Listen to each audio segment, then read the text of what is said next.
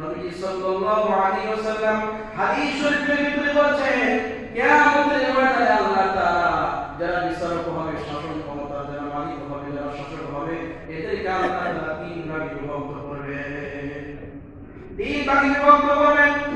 এক দল বিচারককে, এক দল শাসককে আল্লাহ তাআলা জান্নাতের মেহমান বানিয়ে দিবেন, সুবহানাল্লাহ। আর দুই ভাগ শাসককে, বিচারককে আল্লাহ তাআলা জাহান্নামে দিয়ে দিবেন, নাউযুবিল্লাহ। যে সমস্ত বিচারকরা, যে সমস্ত শাসকরা আল্লাহর বিধান জানবে, ন্যায় ইনসাফের কথা জানবে, সত্যটাকে জানবে, সত্যটাকে জেনে ন্যায় ইনসাফ ভিত্তিক আল্লাহর বিধান মোতাবেক বিচার কার্য সম্পূর্ণ করবে, বিচার কার্যের রায় দিয়ে দেবে, আল্লাহ তাআলা খুশি হয়ে ওই সমস্ত বিচারকদের, শাসকদেরকে আল্লাহ তাআলা জান্নাত দিয়ে দিবেন, সুবহানাল্লাহ। আর আরেকটা গ্রুপ রয়েছে, ন্যায় বিচারের কথা জানে না, সত্য মিথ্যা যাচাই বাছাই করতে সক্ষম নয়, কিন্তু সে বিচারক হয়েছে, শাসক হয়েছে।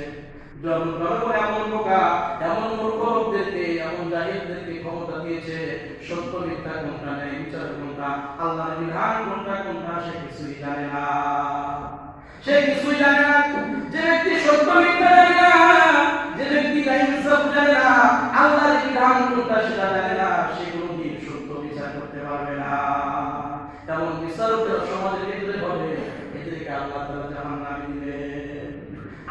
আরেকটা গোষ্ঠী সত্য মিথ্যা জানে, আল্লাহর বিধান জানে, আল্লাহর সমস্ত বিধিবিধান সে জানে, কিন্তু জানার পরেও সত্য বিচারটা সে করে না, ন্যায় ইনসাফ ভিত্তিক বিচার করে না, আল্লাহর আইন মোতাবেক বিচার কার্য সম্পূর্ণ করে না। সে কেন করলো না? এই জন্য আল্লাহ তাআলা নারাজ হয়ে এমন বিচারককে আল্লাহ তাআলা জাহান্নামে দিয়ে দিবেন। নবীজিকে জিজ্ঞাসা করা হলো, ইয়া রাসূলুল্লাহ, একজন বিচারক সে তো কিছুই জানে না, সত্য মিথ্যা জানে না, না জেনে সে ভুল বিচার করেছে, এর অপরাধটা কি? এগুলো জাহান্নামে যাবে।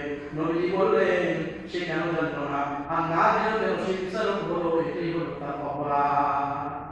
না